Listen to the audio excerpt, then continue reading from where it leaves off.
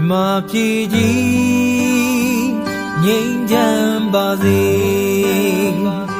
မြန်မာပြည်ကြီးအေးချမ်းပါစေပြည်သူများလည်းဘေးကင်းပါစေပြည်သူအားလုံးချမ်းမြေပါစေမြန်မာပြည်ကြီးငြိမ်းချမ်းပါစေမြန်မာပြည်ကြီးအေးချမ်းပါစေ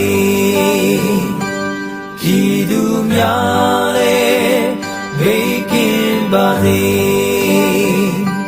ပြည်သူအားလုံးချမ်းမြေပါစေမြန်မာပြည်ကြီးငြိမ်းချမ်းပါစေမြန်မာပြည်ကြီး